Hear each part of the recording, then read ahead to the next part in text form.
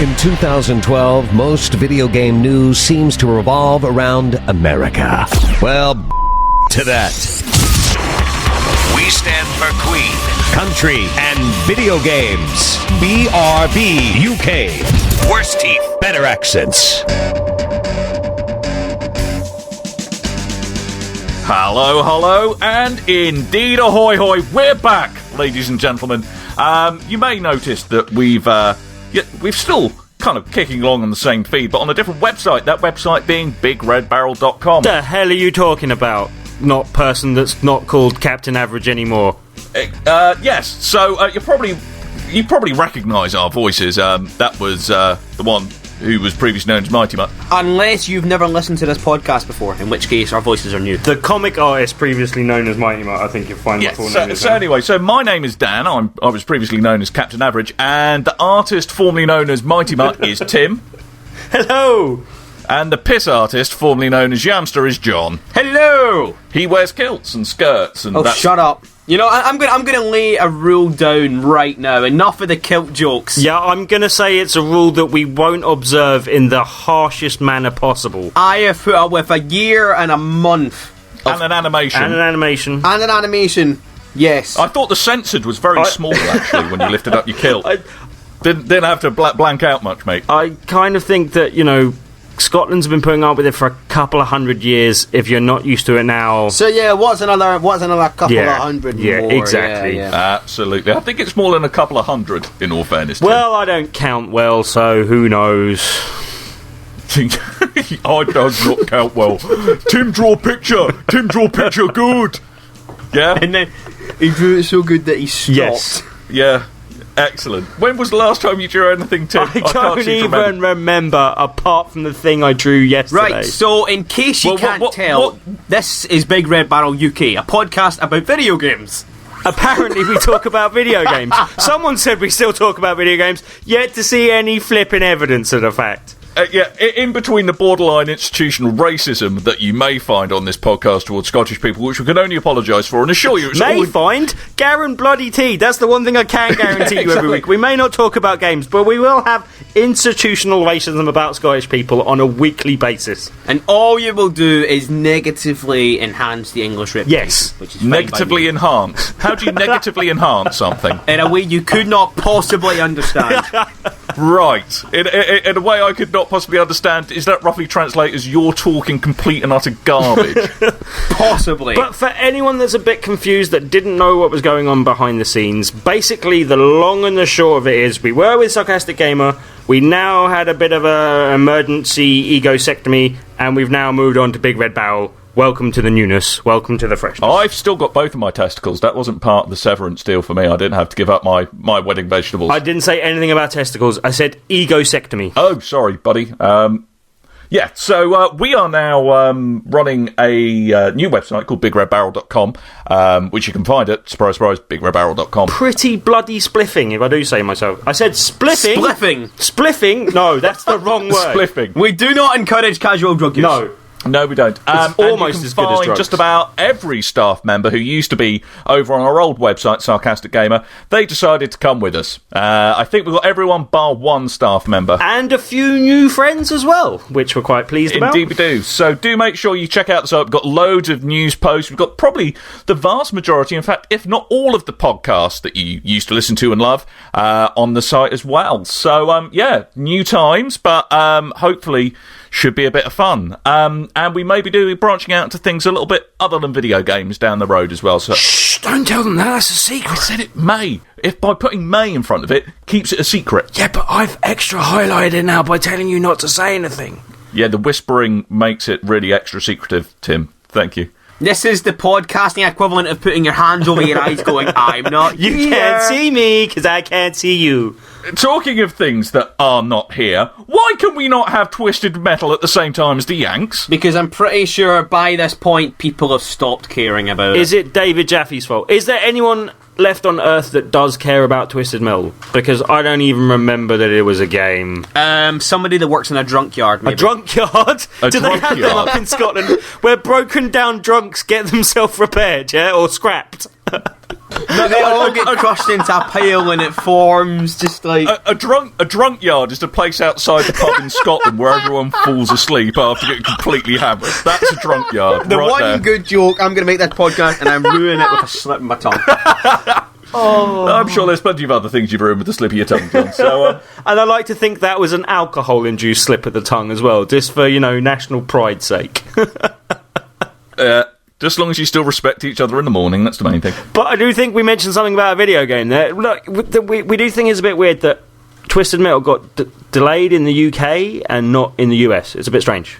Perhaps it's because Sony are wanting to, produce, put out a good...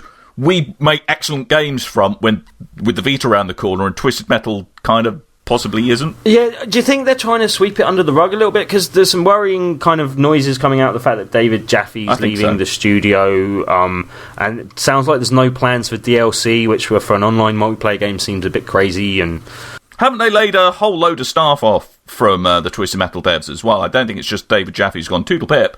I think quite a lot of other people have either been asked to leave or have left of their own accord. But it's some very worrying noises coming out of that, basically. Well, how long has this game been in production? About 4,000 years, roughly. From the beginning of time till now. Essentially, it has been, kind of standing on everything that we've learnt in the past.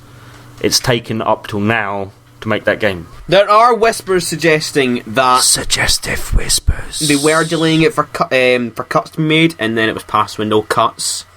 So, please don't suggest whispers to me. When I saw footage of it at Eurogamer, I was kind of like, yeah, alright, fine, I'm not really that fussed. It's kind of like going, hey, do you remember that game you all thought was really fun 10 years ago? Well, we're releasing a new version of it. And people are going, excuse me, what? I was 11 at the time. I don't really care. If you are a fan of the game, I'm not saying you don't exist. Like, don't worry about your non-existence and whether you do or don't exist. Let's not get into an existential debate. Just tell me that you do exist, because I haven't come across anyone that's a genuine fan of the game. I mean, I'm sure they exist out in the world, but I just don't know of any of them. I mean, there's the beta out there, I think, for...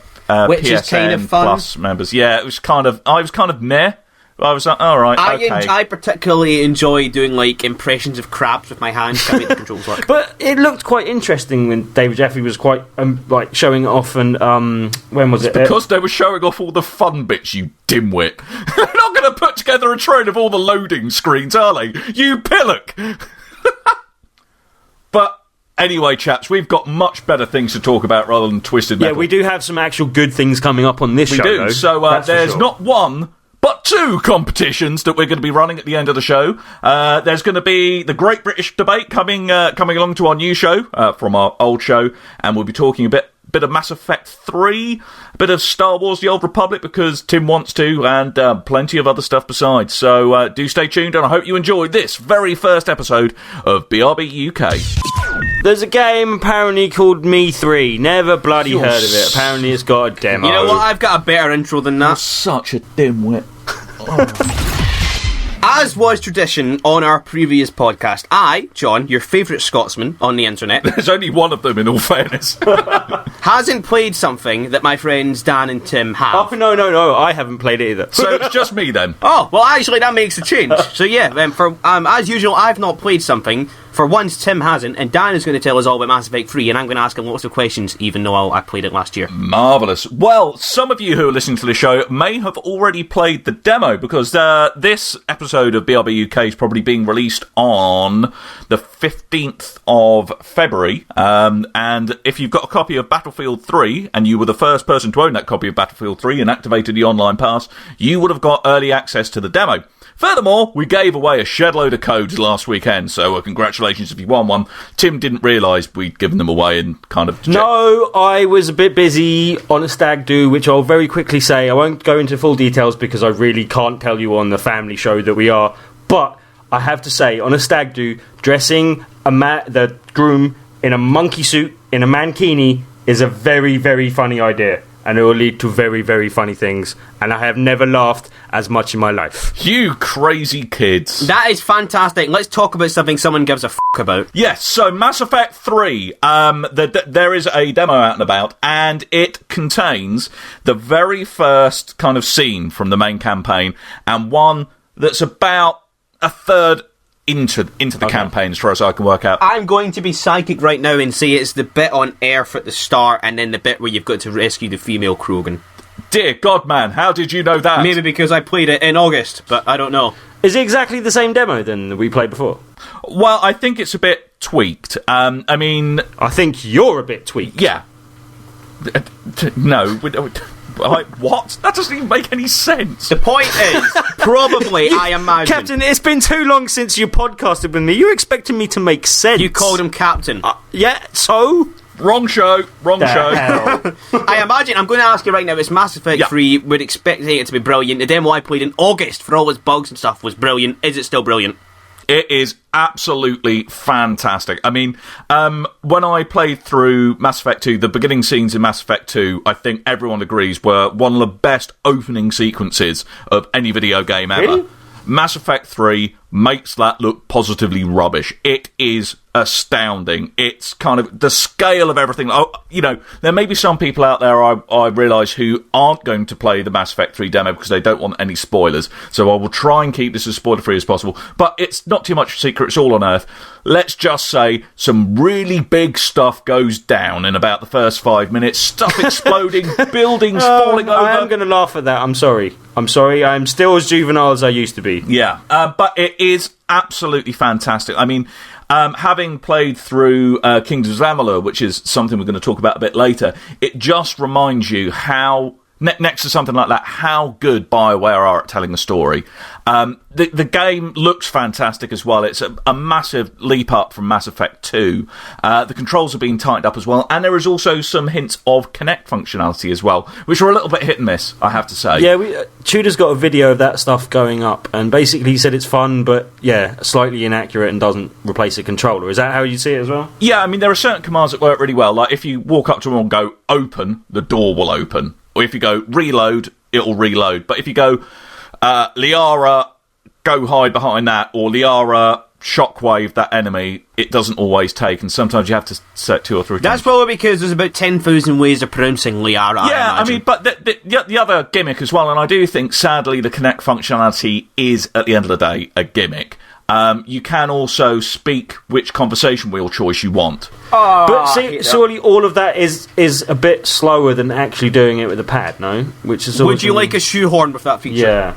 Yeah, exactly. And the thing is, the decision wheel for me was almost like Shepard's internal monologue that you were choosing. And the fact that you say one line and then Shepard says... Yeah, it's even more jarring. Yeah, and Shepard then says something that's actually a bit different, because the decision wheel choices were always a vague idea of what you're going to say, but you never knew exactly what was going to be said. It's a bit jarring and takes you out the experience. So I think it's oddly... It's fine if you already own a Kinect. It's this kind of adding... You know what I mean? Like, it's not an extra massive expense. It's just something else that your Kinect can do for you. Well, here, ladies and gentlemen, is my umbrage with the Kinect, okay? My umbrage with the Kinect. Okay, the Kinect does not have a processor in it. No, the retail version of the Kinect does not have a processor. It uses the 360. Why can't this stuff just be done on an Xbox Live headset?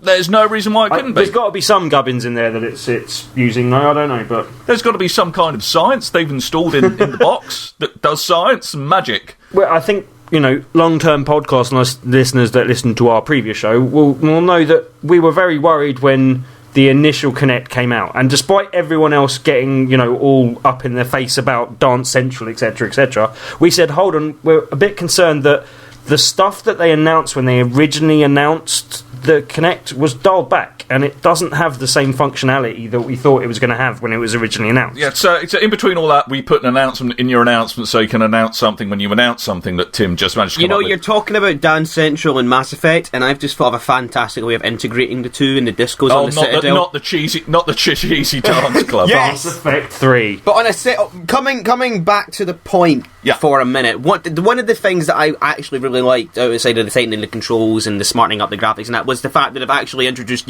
proper combat rules. Yes. Like, actually, tactical rolls to the side and forwards and backwards during, gunplay and that. Yeah, I mean, there is, in kind of the second scene of the game, which it jumps forward to, there are actually bits where you proactively have to flank, and you can tell people to go flank, or the other characters say to you, oh my god, I'll tell you to go flank, Captain. Oh, I called you Captain again. I'm going to stop calling you Captain because you're not military. Wakey, Tim. Dear God. This is going to go on, listeners, for about another 10 episodes. He's going to be, where am I? What's going on? I'm still going to be caught. As I said before on the previous thing, we may have moved away, you may be Dan, but you'll always be average to me. You'll always be a smelly dog to me as well, Tim. Thank you very much. But anyway, before that point I was making got steamrolled. Yay, the steamroller is back. Yeah, I mean, very much in Mass Effect 1 and Mass Effect 2, kind of all of the battles seem pretty much concentrated down a fixed corridor. I think that's fair to say. Whereas there's a lot more, you have to, be tactical about it, hold a position well, and certainly some of the powers that you get, one of the classes that you can be as Shepard does actually have, like, a sentry turret that you can put down. So all of these things are, the combat strategy is going to be, I think, quite far advanced from what was in Mass Effect 2, and I think it's going to be a stunning game. I mean, this is, it's like telling you the sky is blue. It's that similar amazing a revelation that Mass Effect 3 is going to be amazing. Plus there's also that kind of, that minor story arc that people kind of might care about to finish as well. Absolutely. And I don't think I'm alone saying that I've got, I think, 4 different characters at the end of Mass Effect 2. I so need to play through again. I haven't had time this year. I'm desperate to play through my second character and finish that off before I start.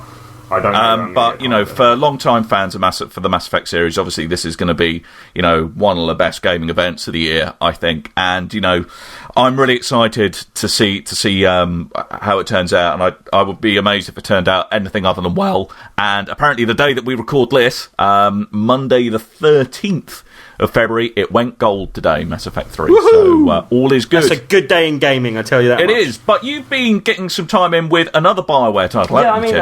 I obviously jumped on. I actually jumped on in the beta just before Christmas, and I didn't actually play too much post-release because we were getting our heads into making BRB, basically. But actually, my account got banned because how did you get banned? I may have forgotten where I live. Right, again, not a particularly surprising statement to hear from you. Where I used to live. No, there was a slight issue with one of my security questions, and it kicked me out, and it kept on asking me the same security question until it actually kicked me out properly. And I was like, right, I'm going to take that as a sign that if I don't stop playing SWOTOR, we won't get a website. So I literally gave up. I didn't play a game for like 3-4 weeks. I think it's the longest period in time that I haven't played a game. Definitely since I started with Sarcastic Gamer, maybe for a good few years before that as well. But I have to say that I was really enjoying playing a bit of Star Wars The Old Republic with myself and Kreth kind of bumbling along doing some stuff multiplayer, and then just me just generally bumbling around and doing some single player stuff and just hooking up with a few other people online and stuff. And look, I'm not a very experienced MMO player. Well, I've got no experience at MMO play, and I've never really played. So far, not very experienced. Not at all. But I also don't really play PC games as well, and I really want to get back into it as well because I really did quite enjoy it. I know a few people have been critical of some of the things with it, and I know that people go, "Oh, well, it's just an MMO," and I'm like, well. Okay, that's fine though. I mean, I was a massive fan of KOTOR, Knights of the Old Republic, for those that don't know, which was the original RPG made by BioWare a few years ago. Wasn't so much of a fan of the sequel because that was made by Obsidian, but still. But yeah, they really trapped me with the fact that this is pretty much just 6 to 8 different KOTOR games basically stitched together and made into an MMO. And as much as anything you took issue with when you played it? The combat's not brilliant. It is what most people would class as sort of basic MMO combat kind of thing. Not even hack and slashy, but yeah, basically one-click combat type thing. But there's quite a few different powers and stuff, and I haven't got fully into it. I'm only about sort of halfway up through leveling a character of that sort of thing.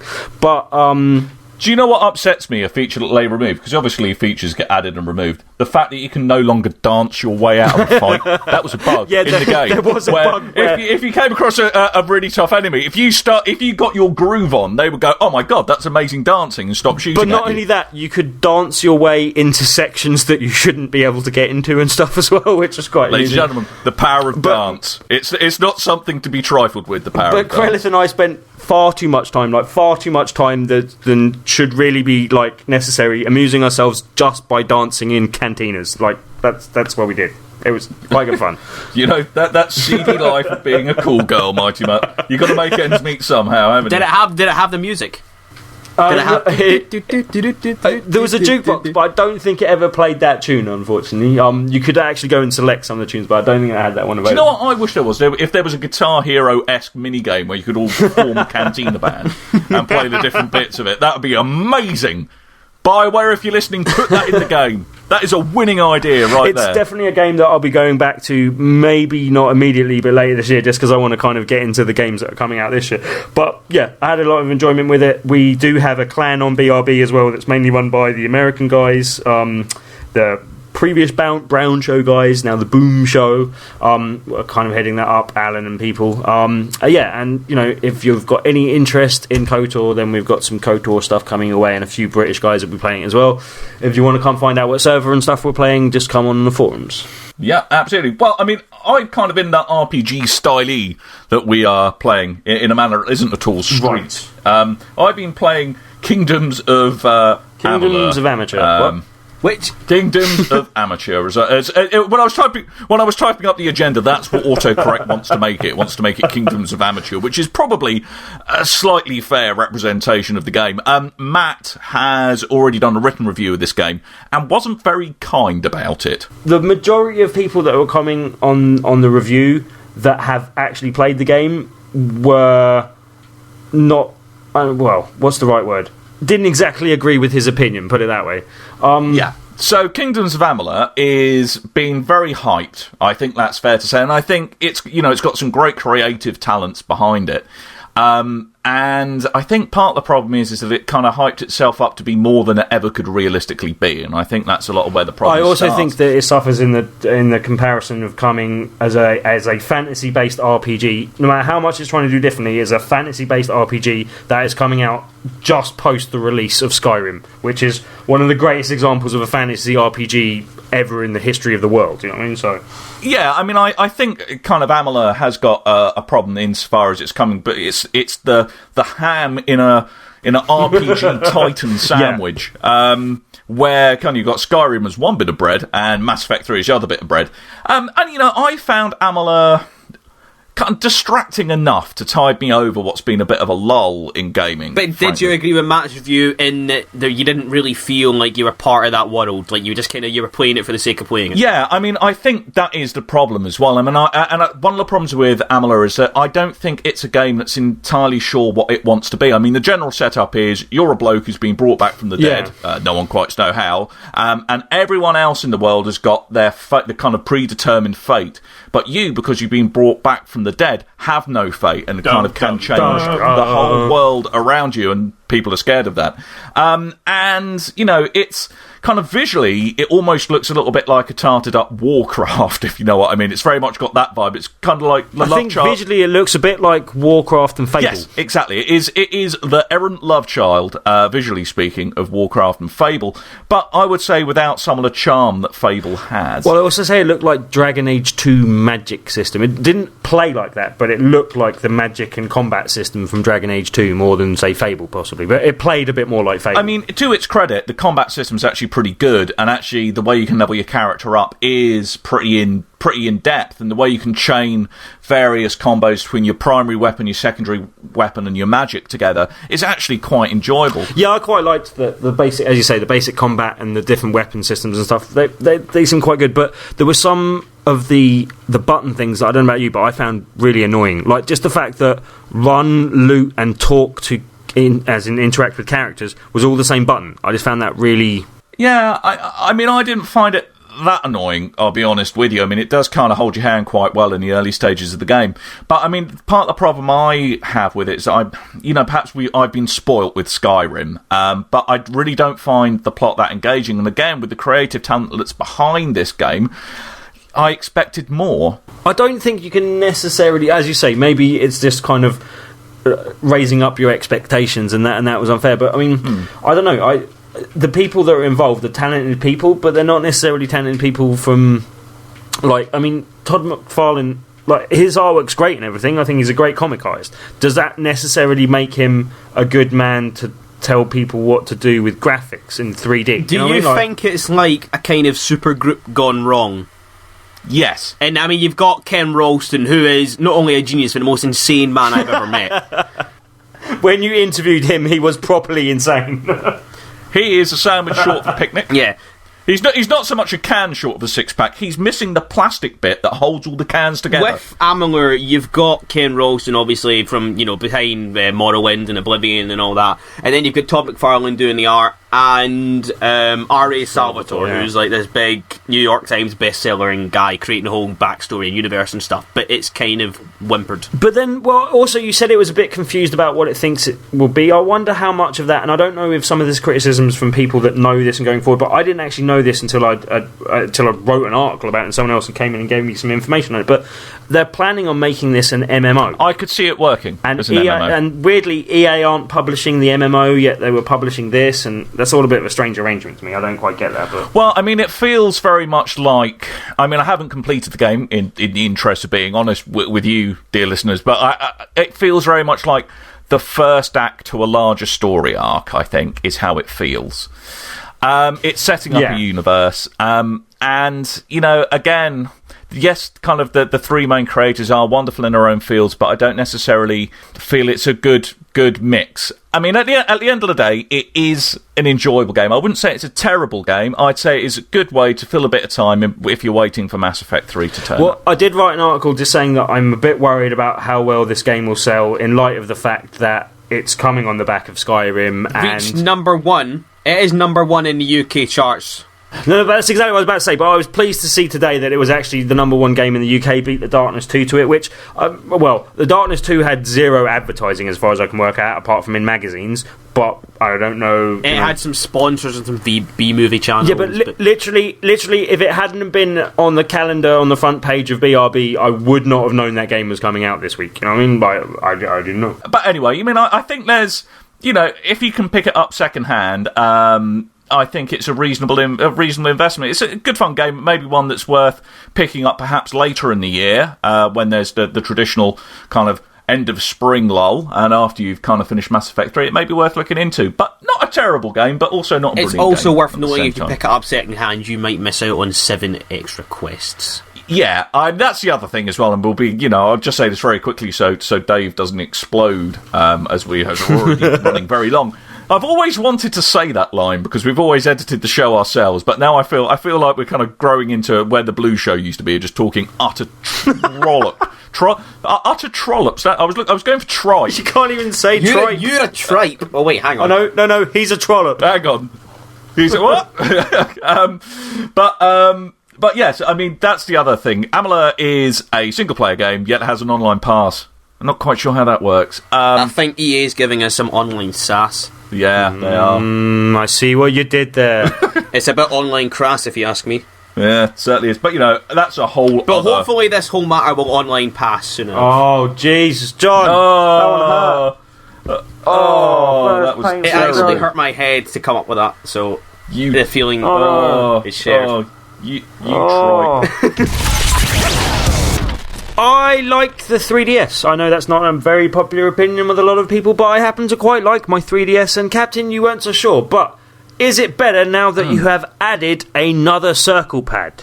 Yes, it is. Really, because it looks kind of like the equivalent of, having a brand new newborn baby and going, oh, it's really beautiful, and then giving it an extra head. Now, let's not get it wrong. It is the John Merrick of consoles once you put this on it. An Elephant Man attachment, yeah. It is the Elephant Man attachment for your 3DS. It is one of these things where, I think when the 3DS originally came out, all of us were a bit like, one analog stick, sure, Nintendo. And, for me, this has firmly cemented the need for 2 analog sticks in any console product going forward. Interestingly, the putting a Circle Pad Pro on the 3DS pretty much makes it the same width as a Vita. With as much smaller screen. Which makes me wonder, is that actually the ideal size, ergonomics-wise, for a handheld console? Cause I think you can definitely have a console that's too small, but I haven't noticed my 3DS being too small. That hasn't been a problem for me. Perhaps you have abnormally small hands, I have huge hands. Yeah. Good. Anyway, moving on. Is your 3DS not ugly enough? Well, what do we have for you? Yeah, I mean, that's the thing. I mean, it is a relatively inexpensive accessory, the Circle Pad Pro, and the only game out there on UK shelves at the moment that supports it is Resident Evil Revelations. But I think the main one they made this for, mainly for Japan rather than here as well, is Monster Hunter. That's the reason this thing exists, basically. You know? Absolutely. But at the end of the day, it's a relatively inexpensive add-on. You kind of pop your 3DS into it. The Circle Pad Pro communicates with your 3DS via the infrared port. Sadly, that means the Circle Pad Pro needs a battery to work, but apparently that lasts for about 400 hours. Battery? Yeah. Have you any idea how long that lasts yet, or not? About 400 hours, like I said, about 15 seconds I wasn't listening. Good. Can you answer the question, is it really as wide as a house? Okay, and I'm not talking like homeless man house. I'm not talking like the width of a cardboard box. I'm talking an actual house. Is it as wide as an actual house? If the house is very far away, yes. I've got a ever so slightly more serious question. Is it the ugliest add-on of all time? Without a shadow of a doubt, yes. Even beating, like, the 3DX or whatever the bloody hell that was for the Mega Drive and all those crappy CD things they had. Okay, I think we have stretched out the fact that it is ugly as sin enough. Right. Does it actually do the job of being a useful accessory?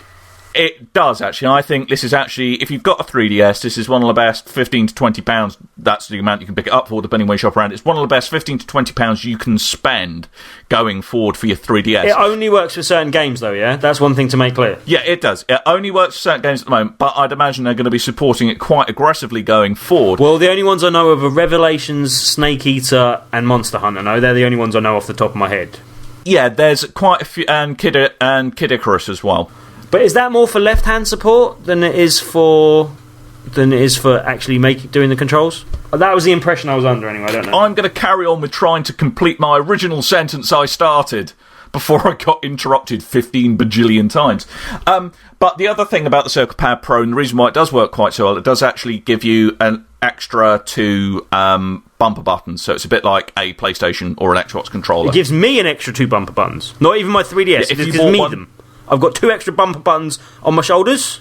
Yeah, whatever you want them. I'm going to ignore your blatant attempt to try and derail us and actually try and make a point. So anyway, you do get, like, in addition to the bumpers, you get an extra 2 triggers, which is actually quite nice. And this works very well with Revelations. Revelations is actually, I would say, pretty much a proper Resident Evil experience on a handheld, and does play very nicely if you have a Circle Pad Pro.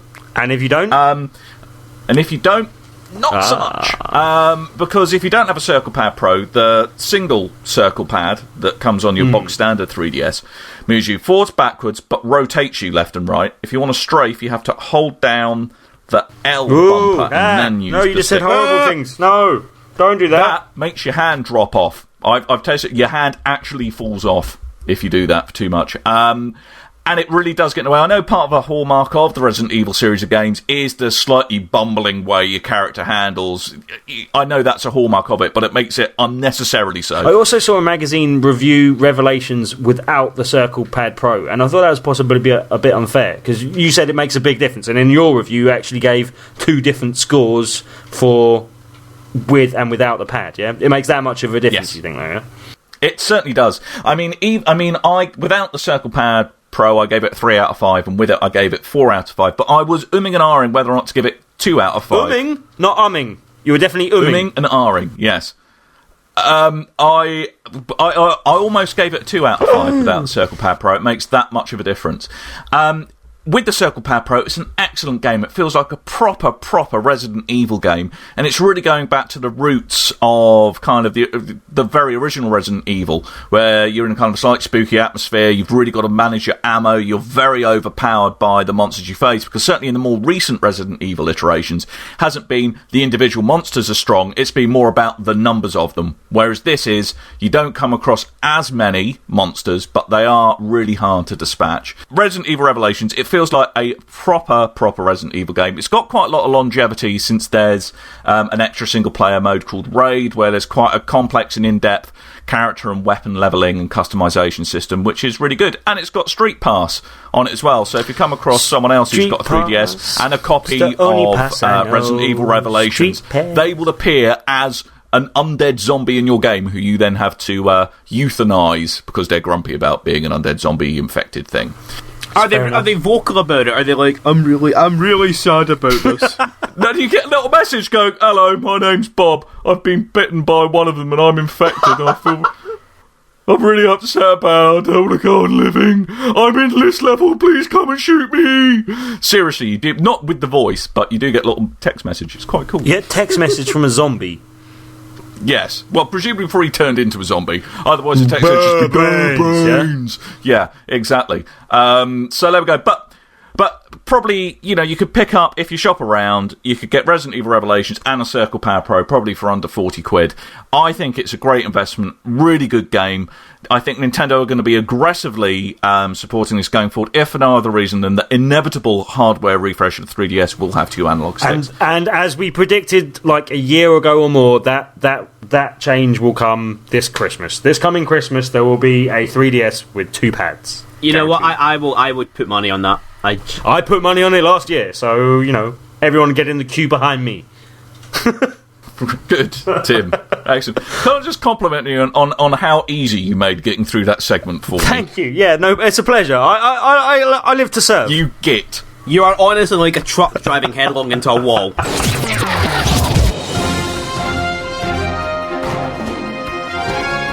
Yes, ladies and gentlemen, that music can only mean one thing. We've recycled a segment from our previous show, and it's called The Great British Debate. For those of you who it's the first time listening to this podcast, we try and find something that's, newsworthy, and we have a small debate about it. 2 of us sound off against one another, each getting 30 seconds to talk utter codswallop in support of one point of view of that particular statement. So, this week... Could you have made that sound any more boring if you tried? Yeah, what you could have just said is, like most arguments, there are 2 sides and we're going to argue them each or something. I don't know. Brilliant. No, yep. That wasn't even in English. You did it, John. Well done. You made that sound even more boring in a shorter space of time. That was fantastic. There was a higher concentration of boringness in your statement, John, so thank you very much. Mine was averaged out over basically, a period of time. We're going to verbally duke it out or something. That's the fella. So it's Tim versus John this week. We haven't decided who's arguing what point of view yet. Organisation for the win. So, the topic is it fair to ask gamers for money? Yes, I call yes. Okay, I will say no. Okay, now I will finish the statement you're arguing about. It's not University Challenge where you have to answer really quickly. That's good because I answered second. Yes, good. Jesus Christ. So anyway, the question is it fair to ask gamers for money before you have made your game? No! Because Double Fine this week got a Kickstarter project funded by going, hey guys, we make video games, you like video games, give us money, we'll make you a video game. And lots of people gave them money. How much did they make in the end? The latest count I saw was at $1.6 million. Lots of the monies. That is officially a metric butt-ton of cash. I think we need to take a leaf out of their book and tell everyone that we are going to make BRB UK the game and we need £1 bajillion. I would start to pick holes in your finely thought out business plan, Mighty Mutt, but we've only got about 10 minutes left of the show. So let's crack on with the Great British Debates. So, John, you think it is fair to ask gamers for money before you've made your game? So, sir, you will have 30 seconds when I say go. So, go. It is fair to ask people for money before you have made your game if you have the power behind it. Obviously, Double Fine are, total masters of pretty much anything they approach. If they ask you for money and they say, we're going to make a point-and-click adventure game, we've got the father of point-and-click adventure games, you're going to put your money behind that. It all depends on context. If I came up to you and said, I'm going to make the next Halo or whatever, you wouldn't give me your money. It wouldn't be fair because I would probably just come to your doorstep and do a poo. And stop! You said... In all fairness, I would actually pay $343 not to make another Halo game. That's just my point of view. You also said the power is behind them. I didn't know Phil the Power Taylor was on their development team. That's good. There we go. Yeah. Darts joke for you there. Nice. Well done there, John. You sounded moderately drunk at the beginning of that and managed to sober up by the end. I had the best time today. Anyway, so now we have Tim arguing that it is not fair to ask gamers for money before you've made your game. Not fair at all. So, sir, you have 30 seconds starting now. Why is this an acceptable way of doing things? It doesn't happen in any other form in life. You don't give people money like well in advance of them doing any bloody work. That doesn't work. It's like a weird ass promise that if you do work, then we'll pay you money. That's how things work. Just go and work and then earn the money. There's no reason to do things this way around. It's stupid. It's unfair on the gamers. If you haven't made a game, how can you ask for money for your game? Simple.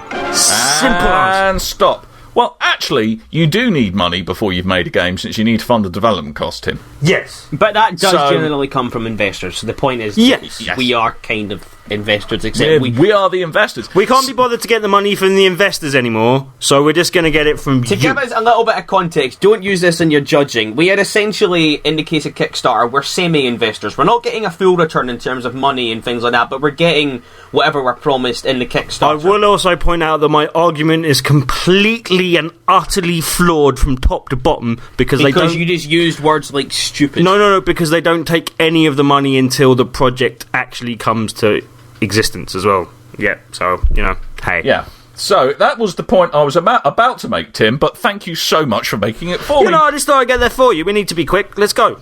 John, you win. Congratulations, sir. For new listeners and for old listeners alike, this is a reoccurring trend, so get used to it. What, you winning or me losing? You losing. I mean, just to give you an idea, listeners, of the intellectual heavyweight that is Tim. Okay, John, pronounce the word chocobo for me. Chocobo. Tim, pronounce the word... Chocobo! There we go. Seriously, we are, this is an equal opportunities podcast, and we've been landed with having the special boy come up from the mailroom to be Chocobo! a main presenter. Yeah, Chocobo, well done. Jesus. But anyway, Tim, I understand that despite your special requirements of this podcast, you've got some stuff to give away. I do? So Yes, we do, because you told me we did earlier on. Oh, yeah! Yeah, so... Yeah, no.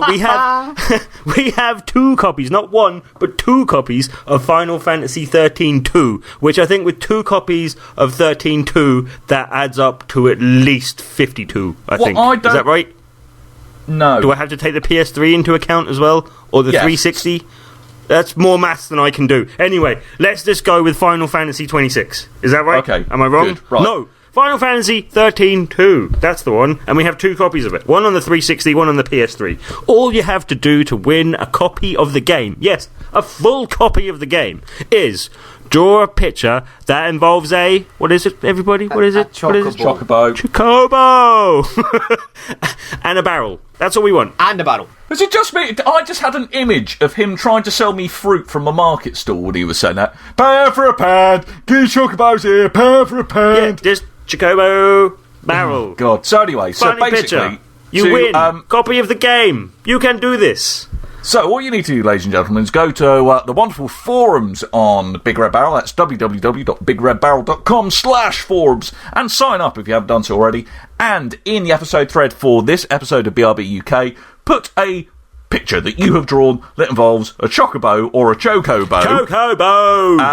And a barrel. And make it funny. Please. Use paint, Photoshop, draw it on paper and scan it, whatever. Whatever you want. Just cut out a picture of an emu, make it yellow, and put it in a barrel. Job done. Yes, but that's not the only giveaway we've got. We've also got 5 copies of the Xbox Live Indie Arcade game, Yep. the acronym of which is XBLIAG, which I'm particularly proud of, is a slightly dodgy-looking game called Kiss Kiss. Well, no, when you say slightly dodgy, we don't mean that the game itself is necessarily dodgy, just that some of the content might The be. picture you sent me required me to wear proper old-school... 3Ds while watching some huge gaming things. Yeah. So how can people win a copy of this then, Tim? Well, basically, just to fill in a quick bit of detail as well, just for those that have listened to the podcast for a long time, this is the same guy that made some games that we have given away on Xbox Live Arcade before, kind of friend of the family sort of thing, so just helping him out a little bit. But he's also the guy that made the Incident of Dreamy Vale Church, I think it was called. Was that the one? And I believe Burning Fist of Rage. Oh, wow. Burning Fist of Rage. Exactly. And he has come back just in time for Valentine's Day that we'll actually miss on this show just about. But anyway, a game called Kiss Kiss, which is basically, yeah, you have to see it to explain it. I'm not sure I can explain it. Most games I can explain. This one, I think, just go to Xbox Live Indie Arcade if you can find where the bloody hell Xbox Live is hidden at these days, and look up a game called Kiss Kiss. Oh snap, Kenneth, you got told. You also might need some 3D glasses as well to make it a bit more interesting. But anyway, to cut the long and short of it, you can win one of 5 copies of this game by going to our forums, posting in the BRB episode thread, and just saying which BRB staff member would hook up with which gaming character. So you may say Tim would hook up with Mario, John might hook up with Luigi and why, and I might hook John up with Luigi. And by hooking up, we mean you just make the funniest connection. We don't want anything remotely bordering on we don't details. need any graphic details of what is going on in the bedroom between them. No references, please. For genuinely just saying that sentence, my eyes have just bled out of their sockets. Jolly good. So there we go. We're awfully good to you, aren't we? Not 1 but 2 competitions on our very first episode. Well, we haven't been here for a while, so I thought we would just come with all the games, give away all the games. All the games. All the games. So there we go. But I do believe we probably ought to wrap the show up since we are running long. Already? Surely, we've had, a month off, we've got a bit to catch up with, no? Absolutely. Well, I mean, for example, shout-outs, for example. We do actually, last time I checked, there are over 1,000 people who are now fully signed-up members of BigRedBarrel.com, and frankly, we don't have time to thank you all, but I would just like to say thank you so much to everyone who's come along with us on our journey over to Big Red Barrel. We hope you like the site. We're going to be doing a lot of stuff going forward. Let us know what you would like to see, and we will try and make it happen for you. Yeah, but we've definitely got some big plans. Those of you that are fans of our previous podcast, SU UK, should definitely come along and check out our new animator, Richard. He has been animating some of our, some other stuff going forward, like skits and things, but for the moment he did an excellent little animation of myself and Dan and John, as we are now known, or Captain Average and Yamster. And yes, you should definitely come and have a look at that, because if you know all our jokes from the previous podcast, this is for you. This is something you're really going to enjoy.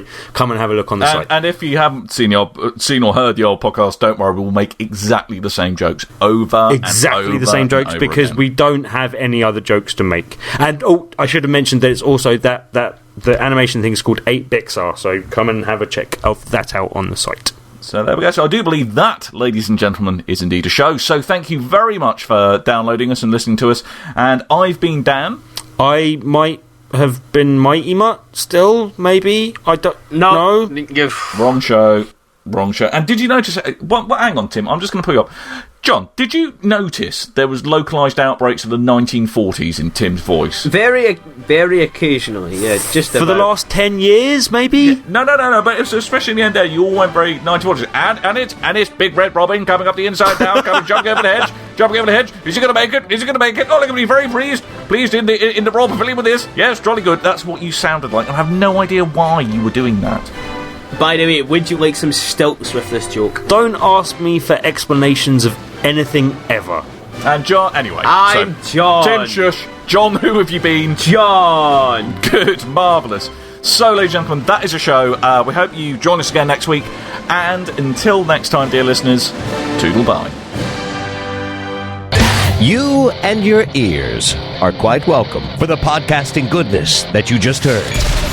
Why not roll on over to BigRedBarrel.com for more podcast, news, reviews, and videos from the biggest, reddest site on the internet, BigRedBarrel.com.